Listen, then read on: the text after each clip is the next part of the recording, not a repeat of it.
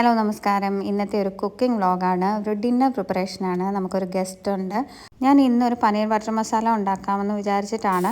അതിന് വേണ്ടിയിട്ട് ആദ്യമേ ഒരു ടീസ്പൂൺ ബട്ടർ ആഡ് ചെയ്തു. അതൊന്ന് ചൂടായി വന്നപ്പോഴത്തേക്ക് ഒരു ഏലക്ക ആഡ് ചെയ്തു. എന്നിട്ട് ചെറുതായിട്ടരിഞ്ഞ് ഉള്ളി ചേർത്തു. അതിലേക്ക് ഉപ്പ് ചേർത്തു. അതൊന്ന് വഴന്ന് വന്നപ്പോഴത്തേക്ക് ഇഞ്ചി വെളുത്തുള്ളി ചേർത്തു. ഉള്ളി ആദ്യത്തെ വഴന്ന് വരാനായിട്ട് ഏകദേശം 4 മിനിറ്റ് മീഡിയം ഫ്ലെയിമിലാണ് വേണ്ടത്. അത് കഴിഞ്ഞിട്ട് ഇഞ്ചി വെളുത്തുള്ളി ചേർത്ത് അത് അത്യാവശ്യം നന്നായിട്ട് വഴന്ന് വന്ന് കഴിയുമ്പോഴത്തേക്ക് നമുക്ക് തക്കാളി ചേർക്കാം. തക്കാളി ചേർത്ത് എല്ലാം കൂടെ ചേർത്തൊന്ന് യോജിപ്പിച്ച് ഏകദേശം ഒന്ന് വഴന്ന് വന്ന് കഴിയുമ്പോഴത്തേക്ക് നമുക്ക് അടച്ച് വെച്ച് വേവിക്കാം. അപ്പോൾ അതിൽ നിന്ന് വെള്ളമൊക്കെ ഇറങ്ങി അത്യാവശ്യം ഈ ഒരു പരുവത്തിലെത്തും. അതിലേക്ക് 1 teaspoon Kashmiri chilli, 3/4 teaspoon garam masala, പിന്നെ ഇത് ഞാനൊരു പരുവത്തിനങ്ങ് ഇട്ടതാണ്. പിന്നെ 1 ടീസ്പൂൺ മല്ലിപ്പൊടി അത്രയും ചേർത്ത്, അതുപോലെ ഞാൻ കുതിർത്ത് വെച്ചിരുന്ന കാഷ്യൂ ഉണ്ടായിരുന്നു ഒരു 8-10 എണ്ണം, അതും കൂടെ ചേർത്ത് അത്യാവശ്യം നന്നായിട്ടൊന്ന് വഴറ്റിയെടുക്കുക. ഈ സമയത്ത് നമുക്ക് വേണമെങ്കിൽ എളുപ്പത്തിന് അടച്ച് വേവിക്കാം.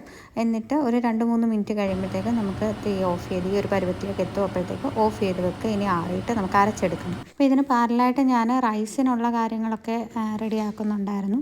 അമ്മ ഉണ്ടാക്കുന്ന രീതിയിലാണ് ഞാനിന്ന് ഫ്രൈഡ് റൈസ് ഉണ്ടാക്കുന്നത്. അതൊരു റെസിപ്പി ഏകദേശം ഒരു പുലാവിൻ്റെ ഒക്കെ പോലെ തന്നെയാണ്. പക്ഷേ അതിന് കുറച്ചൊരു വ്യത്യാസത്തിലാണ് അമ്മ സാധാരണ ചെയ്യുന്നത്. അത് അരച്ചെടുത്തിട്ട് നമുക്ക് ആ സമയം കൊണ്ട് കുറച്ച് ബട്ടർ ആഡ് ചെയ്ത്, അത് ഞാൻ വീഡിയോ എടുക്കാൻ പറ്റിയില്ല. അതിലേക്ക് കറുവാപ്പട്ടയും ബേ ലീഫും ചേർത്തിട്ട് നമ്മൾ അരച്ച് വെച്ച മിക്സ്ചർ അതിലേക്ക് ആഡ് ചെയ്യുക. എന്നിട്ട് ഒന്ന് ഇളക്കി ഒന്ന് വഴറ്റി എടുക്കുക. ഒരിച്ചിരി വെള്ളം വലിയുന്ന ആ ഒരു പരുവത്തിൽ നമുക്ക് തിളച്ച വെള്ളം ഒരു 1.5 കപ്പ് അല്ലെങ്കിൽ ആവശ്യത്തിന് തിളച്ച വെള്ളം ചേർക്കുക. അതിലേക്ക് പനീർ ചേർത്ത് ഒന്ന് തിളച്ച് വരുമ്പോഴത്തേക്ക് നമുക്ക് കുറച്ച് കസൂരി മേത്തി കയ്യിലെടുത്ത് ഞെരടി അത് ചേർക്കാം.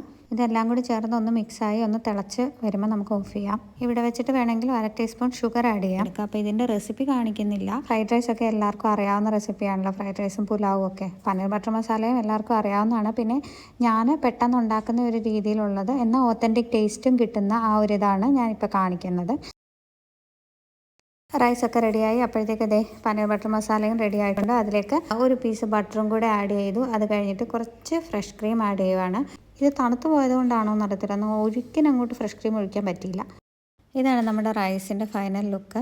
ഇത് നമ്മുടെ പനീർ ബട്ടർ മസാലയുടെ ഫൈനൽ ലുക്ക്. ഈ കറി സെർവ് ചെയ്യുന്നതിന് മുന്നേ ആയിട്ട് നമ്മൾ ആഡ് ചെയ്ത പട്ടയൊക്കെ സ്പൂണിലെടുത്തങ്ങ് മാറ്റണേ. കാരണം അത് കടിക്കുകയാണെങ്കിൽ ഒരു കയ്പ്പ് വരുമല്ലോ. അപ്പോൾ അതങ്ങ് മാറ്റുവാണെങ്കിൽ അതാണ് സേഫ്. അതിൻ്റെ കൂടെ ഒരു സാലഡിന് വേണ്ടിയിട്ട് വെജിറ്റബിൾസൊക്കെ അരിഞ്ഞു വെച്ചിട്ടുണ്ട്. പിന്നെ ചപ്പാത്തി ഉണ്ടായിരുന്നു. പിന്നെ നോൺ വെജ് ഒന്നും ഇല്ലാത്തത് കൊണ്ട് നമ്മളൊരു ചൈനീസ് ആയിട്ട് ഓർഡർ ചെയ്തിട്ടുണ്ടായിരുന്നു. എൻ്റെ ഫ്രണ്ടാണ് ഇന്നത്തെ ഗസ്റ്റ്. അപ്പോൾ ഗസ്റ്റിന് വേണ്ടിയിട്ടുള്ള ഒരു പ്രിപ്പറേഷൻ ഇവിടെ വന്നതിന് ശേഷം ഇപ്പോൾ ആദ്യമായിട്ടാണ്. ഈ വീഡിയോ ഇഷ്ടപ്പെട്ടിട്ടുണ്ടെങ്കിൽ ലൈക്ക് ചെയ്യുക, ഷെയർ ചെയ്യുക. അതേപോലെ എന്തെങ്കിലും അഭിപ്രായം ഉണ്ടെന്നുണ്ടെങ്കിൽ കമൻറ്റ് ചെയ്യുക. അപ്പോൾ ഇതുവരെ സബ്സ്ക്രൈബ് ചെയ്തിട്ടില്ലാത്തവർ ചാനൽ സബ്സ്ക്രൈബ് ചെയ്യുക. അപ്പോൾ അടുത്ത വീഡിയോയിൽ നമുക്ക് വീണ്ടും കാണാം. താങ്ക്